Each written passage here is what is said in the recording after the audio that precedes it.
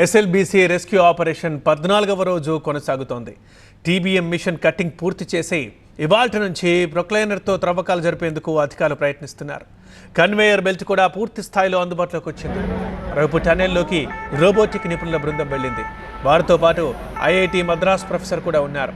Tunnel పరిస్థితిని అధ్యయనం చేసి రెస్క్యూ టీమ్స్కి ప్రభుత్వానికి రిపోర్ట్ ఇవ్వబోతున్నారు నిపుణులు. టన్నెల్లో చిక్కుకుపోయిన 8 మంది కార్మికుల్ని బయటకు తీసుకొచ్చేందుకు 13 రోజులుగా చేసిన ప్రయత్నాలు ఏవీ ఫలించలేదు. ఇవాల్టి నుంచి ప్లాన్ ఆఫ్ యాక్షన్ మార్చాయి రెస్క్యూ టీమ్స్. కార్మికుల ఆచూకీ కోసం రెస్క్యూ టీంలు ప్లాన్ డీతో రంగంలోకి దిగాయి. కేరళకు చెందిన కెడావర్ డాగ్స్తో టన్నెల్లో చిక్కుకున్న కార్మికుల్ని గుర్తించడమే ఈ ప్లాన్ డి. ఎస్ఎల్బీసీ టన్నెల్లో 8 మంది ఆచూకీ కోసం సర్చ్ ఆపరేషన్లో భాగంగా ఈరోజు ఉదయమే 2 కేరళ డాగ్స్ బృందాలు టన్నెల్ లోపలికి వెళ్లాయి.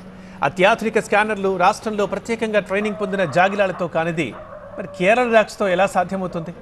అసలు మరి కెడావర్ డాగ్స్ ప్రత్యేకతలు ఏంటి? ఒకసారి చూద్దాం.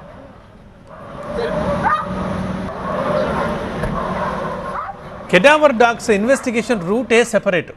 ప్రమాదాల సమయంలో శిథిలాల కింద మనుషులు బ్రతికున్నా, మృతదేహాలుగా ఉన్నా కనిపెట్టగల సామర్థ్యం వీటి సొంతం. 15 అడుగుల కింద ఉన్నా గుర్తించగల కెపాసిటీ వీటికుంది. ఏ పరిస్థితుల్లో అయినా వాసనని తేలిగ్గా పసికట్టే స్వభావం ఉంటాయి ఈ కెడావర్ డాగ్స్.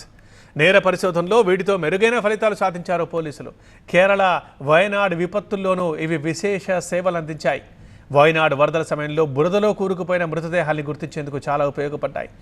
అతి సూక్ష్మమైన శబ్దాల్ని కూడా పసిగట్టగలిగే శక్తి ఈ కేరళ డాగ్స్కి ఉంది.